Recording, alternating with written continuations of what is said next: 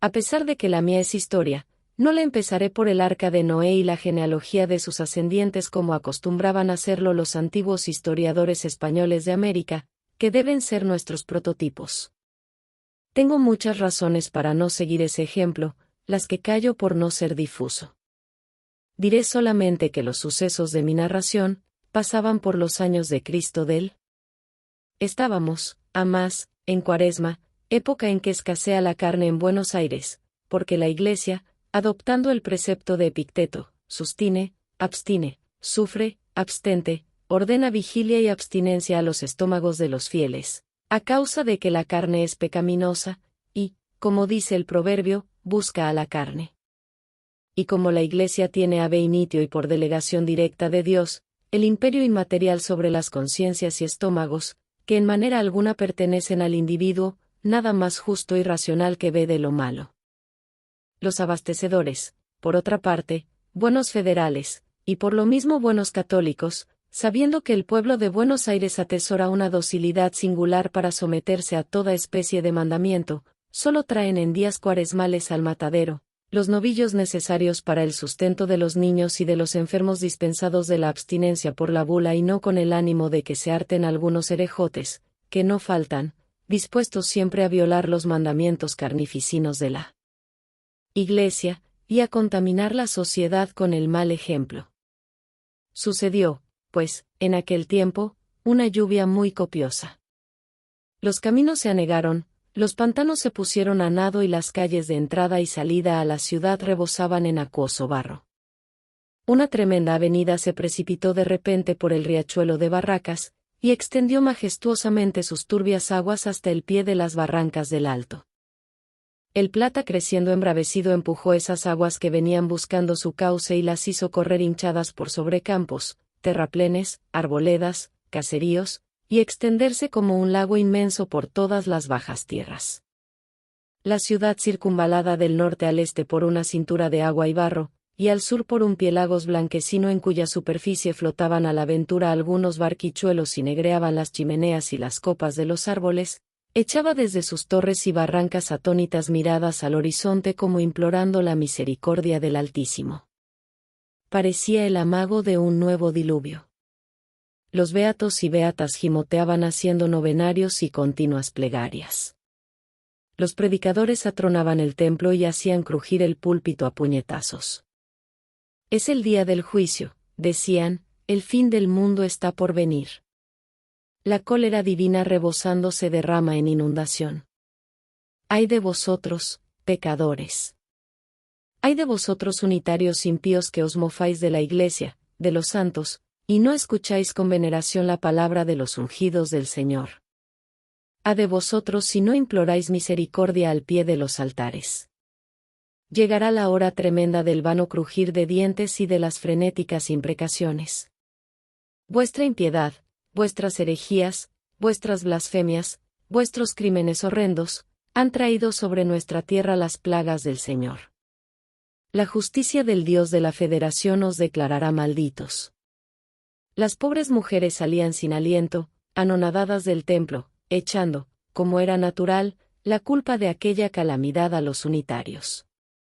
Continuaba, sin embargo, lloviendo a cántaros, y la inundación crecía acreditando el pronóstico de los predicadores. Las campanas comenzaron a tocar rogativas por orden del muy católico restaurador, quien parece no las tenía todas consigo. Los libertinos, los incrédulos, es decir, los unitarios, empezaron a amedrentarse al ver tanta cara compungida, oír tanta batahola de imprecaciones.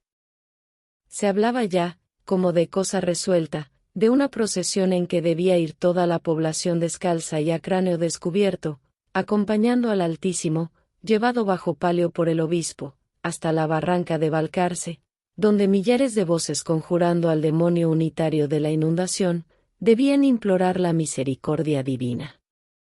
Feliz, o mejor, desgraciadamente, pues la cosa habría sido de verse, no tuvo efecto la ceremonia, porque bajando el Plata, la inundación se fue poco a poco escurriendo en su inmenso lecho sin necesidad de conjuras ni plegarias.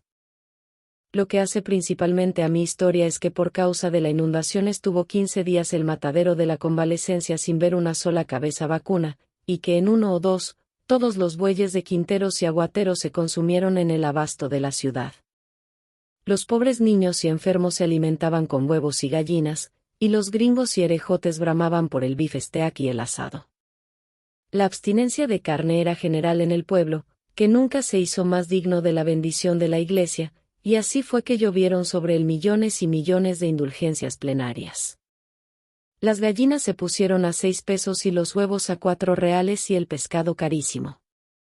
No hubo en aquellos días cuaresmales promiscuaciones ni excesos de gula, pero en cambio se fueron derecho al cielo innumerables ánimas, y acontecieron cosas que parecen soñadas. No quedó en el matadero ni un solo ratón vivo de muchos millares que allí tenían albergue. Todos murieron o de hambre o ahogados en sus cuevas por la incesante lluvia. Multitud de negras rebusconas de achuras, como los caranchos de presa, se desbandaron por la ciudad como otras tantas arpías prontas a devorar cuanto hallaran comible. Las gaviotas y los perros, inseparables rivales suyos en el matadero, emigraron en busca de alimento animal. Porción de viejos achacosos cayeron en consunción por falta de nutritivo caldo, pero lo más notable que sucedió fue el fallecimiento casi repentino de unos cuantos gringos herejes que cometieron el desacato de darse un hartazgo de chorizos de Extremadura, jamón y bacalao y se fueron al otro mundo a pagar el pecado cometido por tan abominable promiscuación. Algunos médicos opinaron que si la carencia de carne continuaba, medio pueblo caería en síncope por estar los estómagos acostumbrados a su corroborante jugo, y era de notar el contraste entre estos tristes pronósticos de la ciencia y los anatemas lanzados desde el púlpito por los reverendos padres contra toda clase de nutrición animal y de promiscuación en aquellos días destinados por la Iglesia al ayuno y la penitencia. Se originó de aquí una especie de guerra intestina entre los estómagos y las conciencias, atizada por el inexorable apetito y las no menos inexorables vociferaciones de los ministros de la Iglesia, quienes, como es su deber, no transigen con vicio alguno que tienda a relajar las costumbres católicas, a lo que se agregaba el estado de flatulencia intestinal de los habitantes, producido por el pescado y los porotos y otros alimentos algo indigestos. Esta guerra se manifestaba por sollozos y gritos descompasados en la peroración de los sermones y por rumores y estruendos subitáneos en las casas y calles de la ciudad o donde quiera concurrían gentes. Alarmóse un tanto el gobierno, tan paternal como previsor, del restaurador, creyendo aquellos tumultos de origen revolucionario y atribuyéndolos a los mismos salvajes unitarios, cuyas impiedades, según los predicadores federales, habían traído sobre el país la inundación de la cólera divina, tomó activas providencias, desparramó sus esbirros por la población, y por último, bien informado, promulgó un decreto tranquilizador de las conciencias y de los estómagos, encabezado por un considerado muy sabio y piadoso, para que a todo trance y arremetiendo por agua y todo, se trajese ganado a los corrales. En efecto, el 16º día de la carestía, víspera del día de Dolores, entró a nado por el paso de Burgos al matadero del Alto una tropa de 50 novillos gordos, cosa poca por cierto para una población acostumbrada a consumir diariamente de 250 a 300, y cuya tercera parte al menos gozaría del fuero eclesiástico de alimentarse con carne. Cosa extraña que haya estómagos privilegiados y estómagos sujetos a leyes inviolables y que la Iglesia tenga la llave de los estómagos. Pero no es extraño, supuesto que el diablo con la carne suele meterse en el cuerpo y que la Iglesia tiene el poder de conjurarlo. El caso es reducir al hombre a una máquina cuyo móvil principal no sea su voluntad sino la de la Iglesia y el gobierno. Quizá llegue el día en que sea prohibido respirar aire libre, pasearse y hasta conversar con un amigo, sin permiso de autoridad competente. Así era, poco más o menos, en los felices tiempos de nuestros beatos abuelos que por desgracia vino a turbar la Revolución de Mayo. Sea como fuere, a la noticia de la providencia gubernativa, los corrales del Alto se llenaron, a pesar del barro, de carniceros, achuradores y curiosos, quienes recibieron con grandes vociferaciones y palmoteos los 50 novillos destinados al matadero. Chica, pero gorda, exclamaban. ¡Viva la Federación! ¡Viva el restaurador! Porque han de saber los lectores que en aquel tiempo la Federación estaba en todas partes, hasta entre las inmundicias del matadero, y no había fiesta sin restaurador como no hay sermón sin San Agustín. Cuentan que al oír tan desaforados gritos las últimas ratas que agonizaban de hambre en sus cuevas, se reanimaron y echaron a correr desatentadas conociendo que volvían a aquellos lugares la acostumbrada alegría y la algazara precursora de abundancia. El primer novillo que se mató fue todo entero de regalo al restaurador, hombre muy amigo del asado.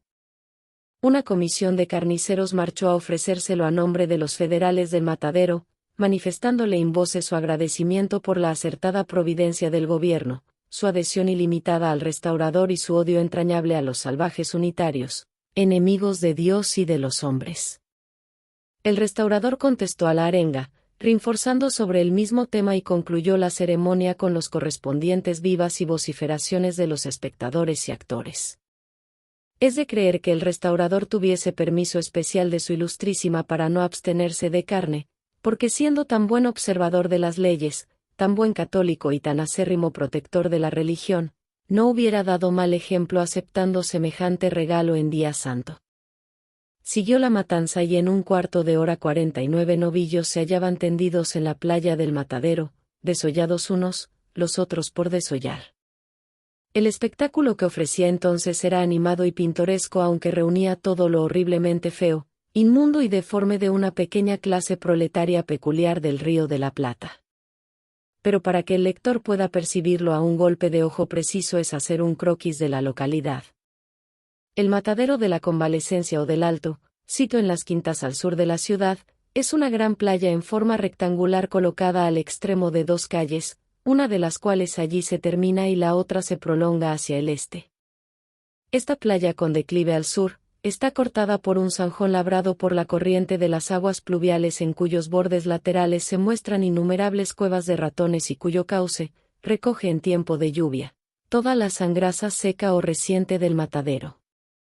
En la junción del ángulo recto hacia el oeste está lo que llaman la casilla, edificio bajo, de 3 piezas de media agua con corredor al frente que da a la calle y palenque para atar caballos, a cuya espalda se notan varios corrales de palo a pique de ñandubay con sus fornidas puertas para encerrar el ganado. Estos corrales son en tiempo de invierno un verdadero lodazal en el cual los animales apeñuscados se hunden hasta el encuentro y quedan como pegados y casi sin movimiento. En la casilla se hace la recaudación del impuesto de corrales, se cobran las multas por violación de reglamentos y se sienta el juez del matadero, personaje importante, caudillo de los carniceros y que ejerce la suma del poder en aquella pequeña república por delegación del restaurador. Fácil es calcular qué clase de hombre se requiere para el desempeño de semejante cargo.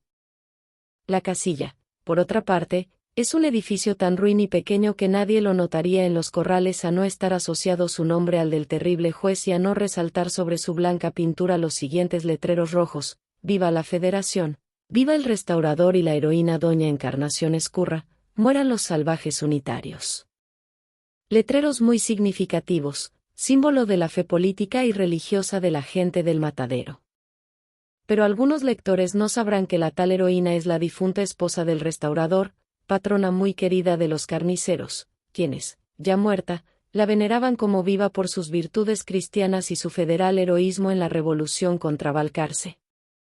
Es el caso que un aniversario de aquella memorable hazaña de la mazorca, los carniceros festejaron con un espléndido banquete en la casilla a la heroína, banquete al que concurrió con su hija y otras señoras federales, y que allí en presencia de un gran concurso ofreció a los señores carniceros en un solemne brindis, su federal patrocinio, por cuyo motivo ellos la proclamaron entusiasmados patrona del matadero, estampando su nombre en las paredes de la casilla donde se estará hasta que lo borre.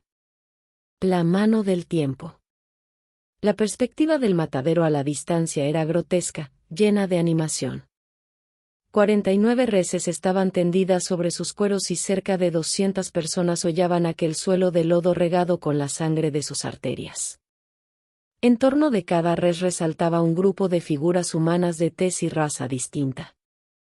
La figura más prominente de cada grupo era el carnicero con el cuchillo en mano, brazo y pecho desnudos, cabello largo y revuelto, camisa y chiripá y rostro embadurnado de sangre.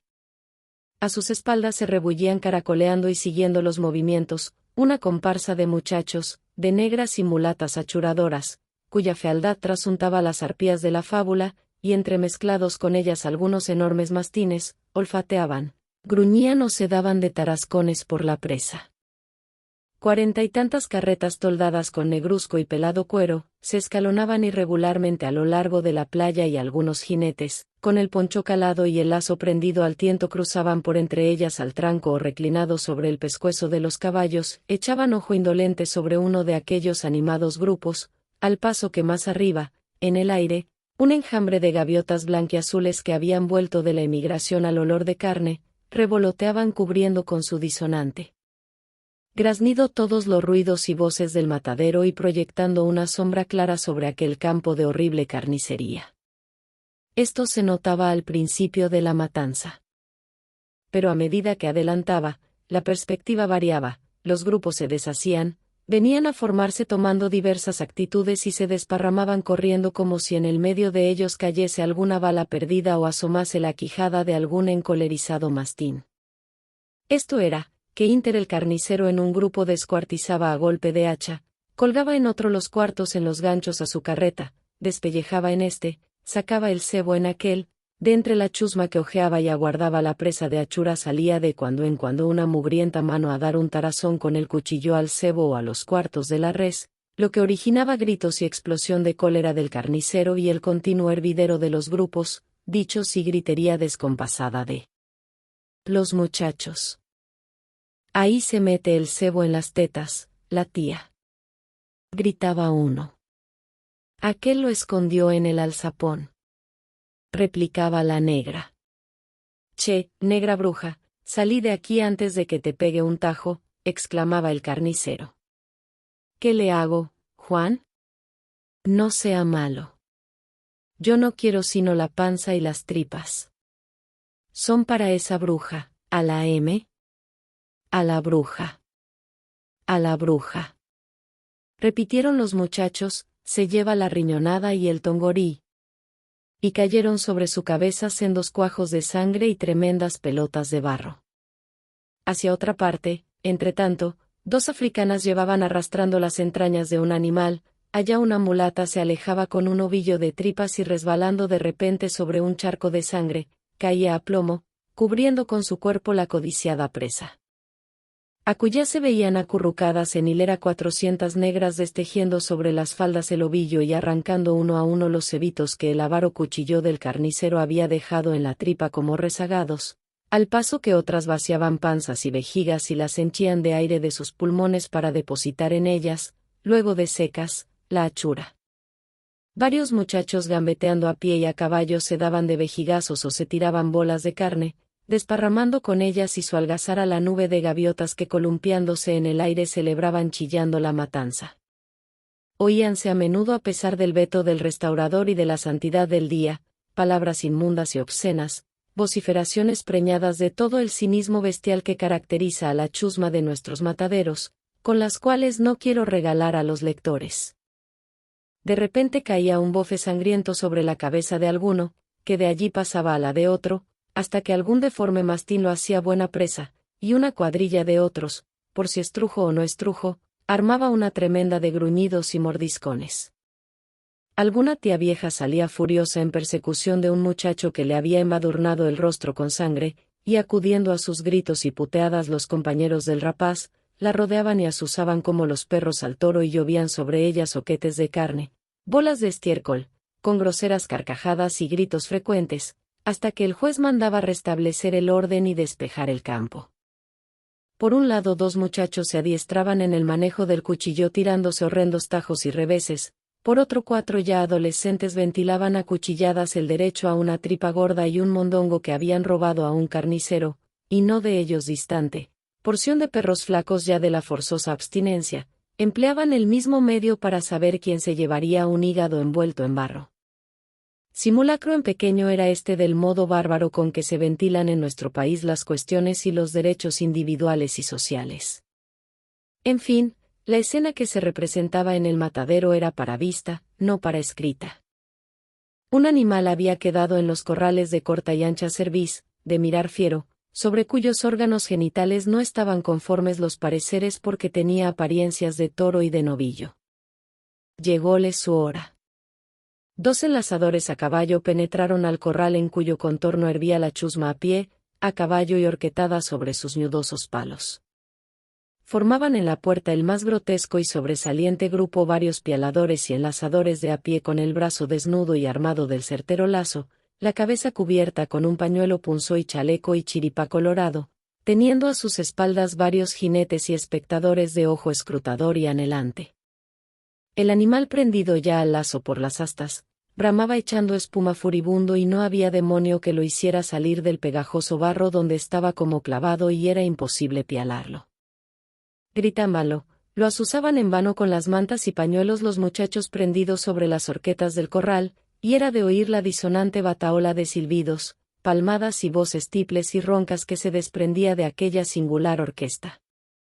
Los dicharachos, las exclamaciones chistosas y obscenas rodaban de boca en boca y cada cual hacía alarde espontáneamente de su ingenio y de su agudeza excitado por el espectáculo o picado por el aguijón de alguna lengua locuaz. Jai de P. en el toro. Al diablo los torunos del azul. Malaya el tropero que nos da gato por liebre. Si es novillo. ¿No está viendo que es toro viejo? Como toro le ha de quedar. Muéstremelos, sé. Si le parece, sé. Oh.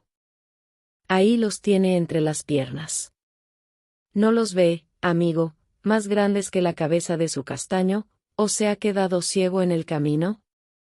Su madre sería la ciega, pues que tal hijo ha parido. ¿No ve que todo ese bulto es barro? Es emperrado y arisco como un unitario. Y al oír esta mágica palabra todos a una voz exclamaron: mueran los salvajes unitarios. ¿Para el tuerto los hache? Sí, para el tuerto, que es hombre de C. Para pelear con los unitarios. El matahambre a Matasiete, degollador de unitarios. Viva Matasiete. A Matasiete el matahambre. Allá va, gritó una voz ronca, interrumpiendo aquellos desahogos de la cobardía feroz. Allá va el toro. Alerta. Guarda los de la puerta. Allá va furioso como un demonio.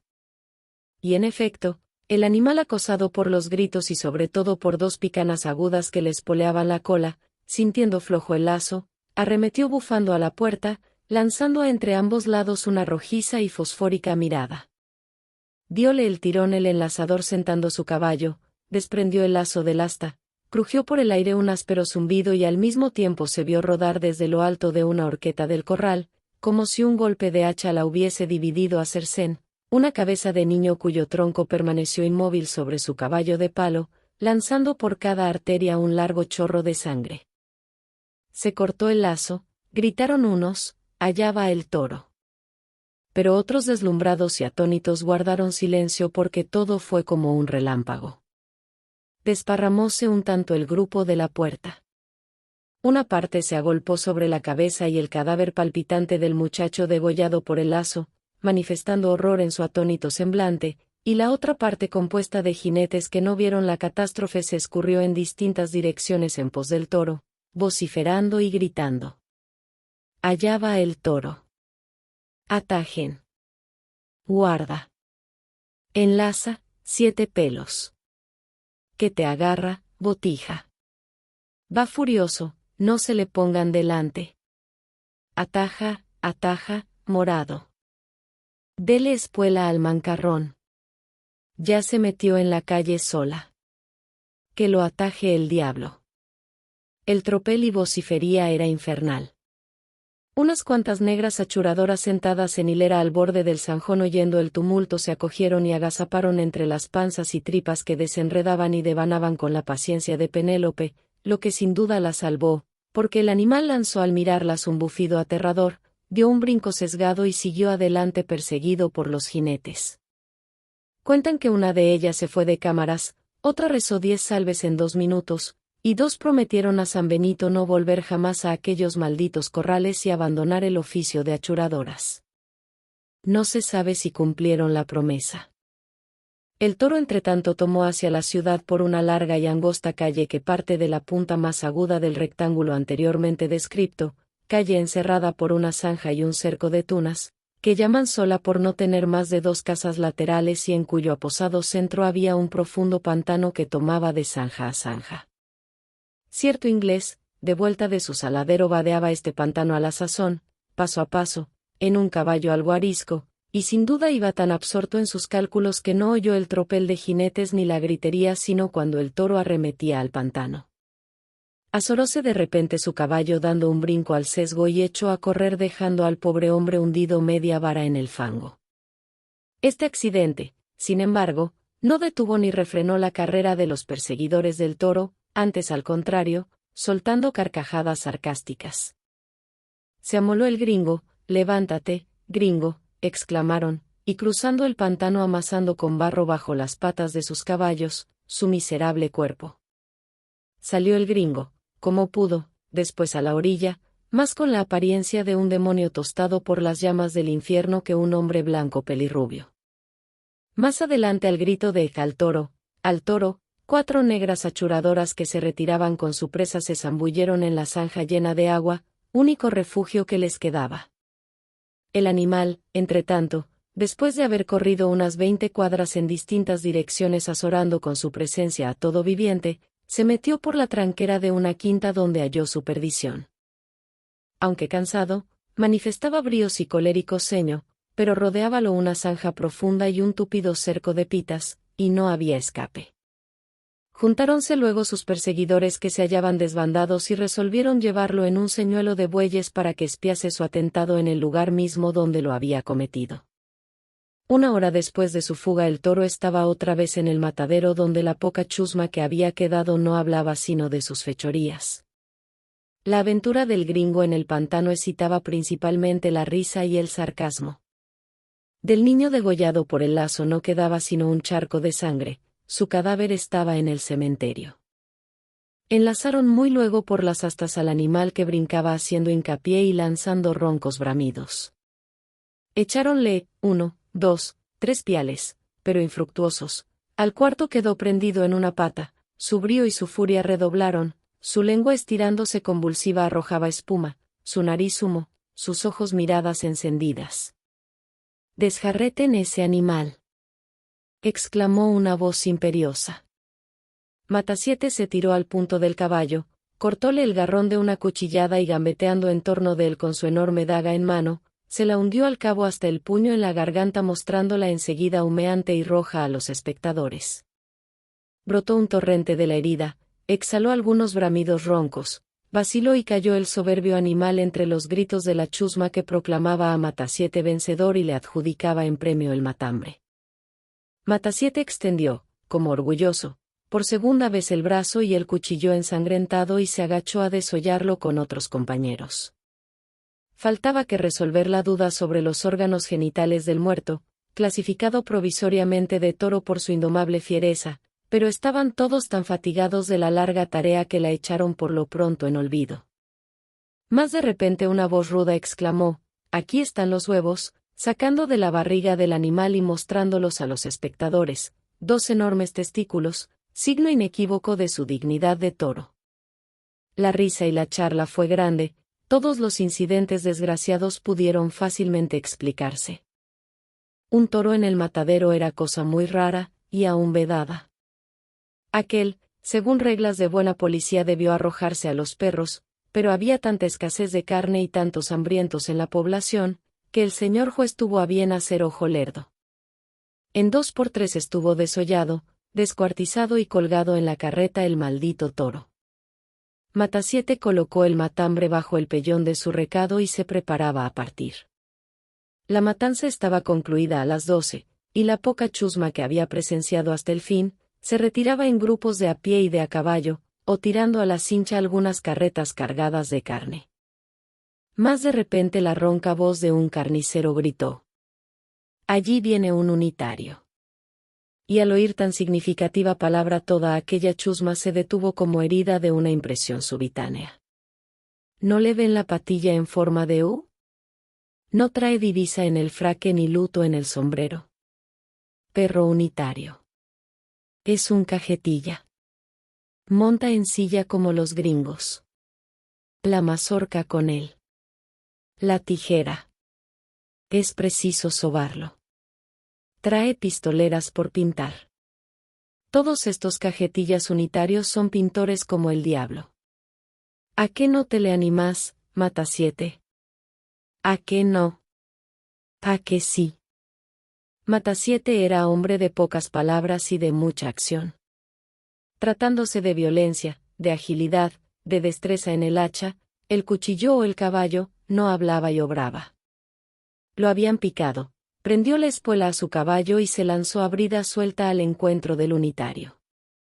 Era un joven como de 25 años de gallarda y bien apuesta persona que mientras salían en borbotón de aquellas desaforadas bocas las anteriores exclamaciones trotaba hacia barracas, muy ajeno de temer peligro alguno. Notando empero, las significativas miradas de aquel grupo de dogos de matadero, echa maquinalmente la diestra sobre las pistoleras de su silla inglesa, cuando una pechada al sesgo del caballo de Matasiete lo arroja de los lomos del suyo tendiéndolo a la distancia boca arriba y sin movimiento alguno. ¡Viva Matasiete! Exclamó toda aquella chusma cayendo en tropel sobre la víctima como los caranchos rapaces sobre la osamenta de un buey devorado por el tigre. Atolondrado todavía el joven, fue, lanzando una mirada de fuego sobre aquellos hombres feroces, hacia su caballo que permanecía inmóvil no muy distante a buscar en sus pistolas el desagravio y la venganza. Matasiete dando un salto le salió al encuentro y con fornido brazo haciéndolo de la corbata lo tendió en el suelo tirando al mismo tiempo la daga de la cintura y llevándola a su garganta. Una tremenda carcajada y un nuevo viva estentoreo volvió a vitorearlo. ¡Qué nobleza de alma! ¡Qué bravura en los federales! Siempre en pandillas cayendo como buitres sobre la víctima inerte. Degüéllalo, Matasiete, quiso sacar las pistolas. Degüéllalo como al toro. Pícaro unitario. Es preciso tuzarlo. Tiene buen pescuezo para el violín. Tócale el violín. Mejor es la resbalosa. Probemos, dijo Matasiete y empezó sonriendo a pasar el filo de su daga por la garganta del caído, mientras con la rodilla izquierda le comprimía el pecho y con la siniestra mano le sujetaba por los cabellos. No, no lo degüellen, exclamó de lejos la voz imponente del juez del matadero que se acercaba a caballo. A la casilla con él, a la casilla. Preparen la mazorca y las tijeras. Mueran los salvajes unitarios. ¡Viva el restaurador de las leyes! ¡Viva Matasiete! ¡Mueran! ¡Vivan!, repitieron en coro los espectadores y atándolo codo con codo, entre moquetes y tirones, entre vociferaciones e injurias, arrastraron al infeliz joven al banco del tormento como los sayones al Cristo. La sala de la casilla tenía en su centro una grande y fornida mesa de la cual no salían los vasos de bebida y los naipes sino para dar lugar a las ejecuciones y torturas de los sayones federales del matadero. Notábase además en un rincón otra mesa chica con recado de escribir y un cuaderno de apuntes y porción de sillas entre las que resaltaba un sillón de brazos destinado para el juez. Un hombre, soldado en apariencia, sentado en una de ellas cantaba al son de la guitarra la resbalosa, tonada de inmensa popularidad entre los federales, cuando la chusma llegando en tropel al corredor de la casilla lanzó en pellones al joven unitario hacia el centro de la sala. «A ti te toca la resbalosa», gritó uno. «Encomienda tu alma al diablo. Está furioso como toro montarás. Ya le amansará el palo. Es preciso sobarlo. Por ahora verga y tijera. Si no, la vela. Mejor será la mazorca. Silencio y sentarse», exclamó el juez dejándose caer sobre su sillón. Todos obedecieron, mientras el joven de pie encarando al juez exclamó con voz preñada de indignación. «Infames sayones, ¿qué intentan hacer de mí?» «Calma», dijo sonriendo el juez, «no hay que encolerizarse. Ya lo verás». El joven, en efecto, estaba fuera de sí de cólera. Todo su cuerpo parecía estar en convulsión. Su pálido y amoratado rostro, su voz, su labio trémulo, mostraban el movimiento convulsivo de su corazón, la agitación de sus nervios. Sus ojos de fuego parecían salirse de la órbita, su negro y lacio cabello se levantaba erizado. Su cuello desnudo y la pechera de su camisa dejaban entrever el latido violento de sus arterias y la respiración anhelante de sus pulmones. ¿Tiemblas?, le dijo el juez. De rabia porque no puedo sofocarte entre mis brazos. ¿Tendrías fuerza y valor para eso? Tengo de sobra voluntad y coraje para ti, infame. A ver las tijeras de tuzar mi caballo, túcenlo a la federala. 2 hombres le asieron, uno de la ligadura del brazo, otro de la cabeza y en un minuto cortáronle la patilla que poblaba toda su barba por bajo, con risa estrepitosa de sus espectadores. A ver, dijo el juez, un vaso de agua para que se refresque. Uno de hiel te haría yo beber, infame. Un negro petizo púsosele al punto delante con un vaso de agua en la mano. Diole el joven un puntapié en el brazo y el vaso fue a estrellarse en el techo salpicando el asombrado rostro de los espectadores. Este es incorregible. Ya lo domaremos. Silencio, dijo el juez, ya estás afeitado a la federala, solo te falta el bigote. Cuidado con olvidarlo. Ahora vamos a cuentas. ¿Por qué no traes divisa? Porque no quiero. ¿No sabes que lo manda el restaurador? La librea es para vosotros esclavos, no para los hombres libres. A los libres se les hace llevar a la fuerza. Sí, la fuerza y la violencia bestial. Esas son vuestras armas, infames. El lobo, el tigre, la pantera también son fuertes como vosotros. Deberíais andar como ellas en 4 patas. ¿No temes que el tigre te despedace? Lo prefiero a que maniatado me arranquen como el cuervo, una a una las entrañas. ¿Por qué no llevas luto en el sombrero por la heroína? Porque lo llevo en el corazón por la patria que vosotros habéis asesinado, infames. ¿No sabes que así lo dispuso el restaurador? Lo dispusisteis vosotros, esclavos, para lisonjear el orgullo de vuestro señor y tributarle vasallaje infame. Insolente. Te has embravecido mucho. Te haré cortar la lengua si chistas. Abajo los calzones a ese mentecato cajetilla y a nalga pelada de leverga, bien atado sobre la mesa. Apenas articuló esto el juez, 4 sayones salpicados de sangre, suspendieron al joven y lo tendieron largo a largo sobre la mesa comprimiéndole todos sus miembros. Primero degollarme que desnudarme, infame canalla. Atáronle un pañuelo a la boca y empezaron a tironear sus vestidos. Encogíase el joven, pateaba, hacía rechinar los dientes. Tomaban ora sus miembros la flexibilidad del junco, ora la dureza del fierro y su espina dorsal era el eje de movimiento parecido al de la serpiente. Gotas de sudor fluían por su rostro grandes como perlas, echaban fuego sus pupilas, su boca espuma, y las venas de su cuello y frente negreaban en relieve sobre su blanco cutis como si estuvieran repletas de sangre. «Atenlo primero», exclamó el juez. «Está rugiendo de rabia», articuló un sayón.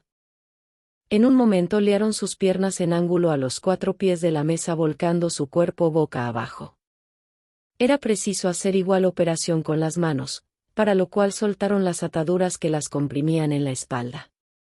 Sintiéndolas libres el joven, por un movimiento brusco en el cual pareció agotarse toda su fuerza y vitalidad, se incorporó primero sobre sus brazos, después sobre sus rodillas y se desplomó al momento murmurando: «Primero degollarme que desnudarme, infame, canalla». Sus fuerzas se habían agotado. Inmediatamente quedó atado en cruz y empezaron la obra de desnudarlo. Entonces un torrente de sangre brotó borbolloneando de la boca y las narices del joven, y extendiéndose empezó a caer a chorros por entrambos lados de la mesa. Los sayones quedaron inmóviles y los espectadores estupefactos. «Reventó de rabia el salvaje unitario», dijo uno. Tenía un río de sangre en las venas, articuló otro. Pobre diablo, queríamos únicamente divertirnos con él y tomó la cosa demasiado a lo serio, exclamó el juez frunciendo el ceño de tigre. Es preciso dar parte, desátenlo y vamos. Verificaron la orden, echaron llave a la puerta y en un momento se escurrió la chusma en pos del caballo del juez cabizbajo y taciturno. Los federales habían dado fin a una de sus innumerables proezas. En aquel tiempo los carniceros degolladores del matadero eran los apóstoles que propagaban a verga y puñal la Federación Rosina, y no es difícil imaginarse qué federación saldría de sus cabezas y cuchillas. Llamaban ellos salvaje unitario, conforme a la jerga inventada por el restaurador, patrón de la cofradía, a todo el que no era degollador, carnicero, ni salvaje, ni ladrón, a todo hombre decente y de corazón bien puesto, a todo patriota ilustrado amigo de las luces y de la libertad, y por el suceso anterior puede verse a las claras que el foco de la Federación estaba en el matadero.